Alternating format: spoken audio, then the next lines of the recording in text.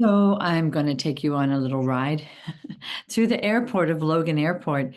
I was strolling, not very strolling in a happy way, but I was strolling through the airport trying to find and remember which garage I had parked my car in um, after I had returned from a flight. I came across, luckily I was in the wrong building because I came across this amazing display, and I'm going to take you on a little intro journey on this display to just let you know how impressed I was with it. It's one about mental health, and what I loved, and I actually really stopped, looked at it, took pictures. What I loved about it, it's everything, um, or it resembled what I believe in terms of my clinical practice and why I became a therapist, because I wanted to really normalize mental health and mental health issues. And I felt like there's such a stigma about mental health issues, dealing with depression, dealing with difficult childhood, family of origin, abuse, child abuse, anxieties, depressions, where everything comes from generational patterns of mental illness, that everyone has it in their family, has some aspect of that in their family or extended family, but it's so difficult to talk about. And I think that's one of the reasons why I moved from the east to the west coast, was because when I came to the west coast, people talked much more easily about emotions and stigmatizing things.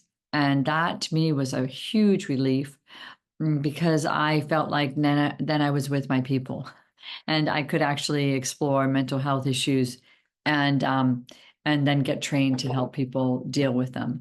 So here's my tour through this display and Logan. And so you'll see it will be a little bit of a slideshow or one picture at a time presentation.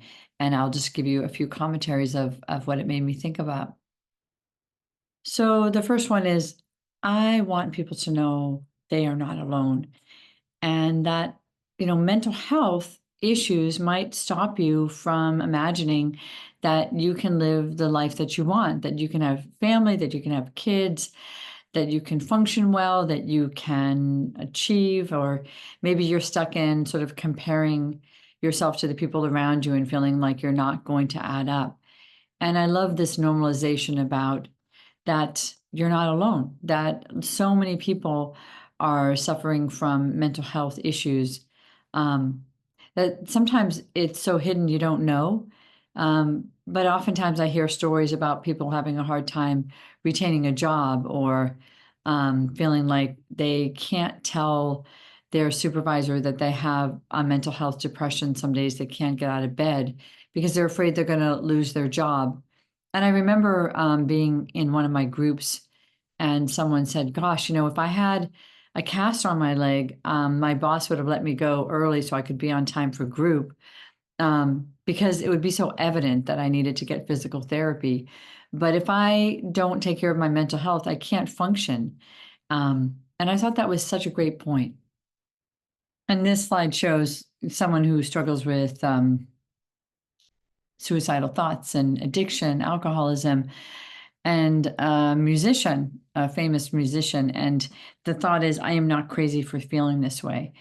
And how normalized addiction is, like normalizing addiction recovery, sobriety is so normal now. We hear it all the time, people just being being sober. Right. And slide three, like, it doesn't matter what people say about you. So there is such a stigma, and some of it is just that judgment and shame, being different, being maybe slower paced, not being able to live like an overstimulated life, like having to have a much gentler schedule, maybe working part time, maybe having simpler, less stressful environments. This is all okay. This is all okay. Living a way that makes you have quality of life is all okay. And this is one of my mottos is, in the help I give people and the changes I see people go through, is and I hear people say to me is therapy changed my life. Like realizing that you have an issue and realizing that there's a way to solve that issue and to get support and to let people in on it actually saves your life. It actually makes you have a life where you're not hiding. That's slide 4.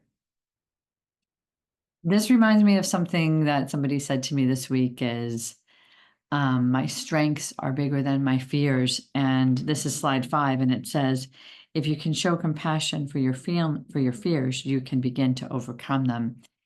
If you're so upset that you have them and you can't, and you feel shamed and you can't really approach them or look at them, or you're in denial about them, then you really can't figure out how to get through them and find coping strategies for them. But they're there if you want to find them. They're there. And slide 6, having bipolar disorder or another mental illness doesn't mean you can't be successful. It is just like a broken leg. You can heal from it. You can figure out how to get rehab for it when it shows up. You can understand every single angle of your mind, and you can understand it so well that you're not surprised by it, and you know what to do, especially like um, a bipolar disorder or depression or anxiety. You can understand the themes when it shows up, what to do, how to talk about it with the people that care about you and who you are around, so that you're not stigmatized, but you're accepted. And you're accepted firstly by yourself because you understand yourself better. So, knowledge is power. And we can see that over the years of media, the influence of media on like educating us about smoking, educating us about eating, and now educating us about normalizing mental health issues and that they can be overcome. So, yes, that is so powerful. And I hope that those positive messages about overcoming and normalizing mental health issues, and even in work environments, that there's human beings and they're different and they process things different, think about things different, and have different aspects of themselves that need to be respected.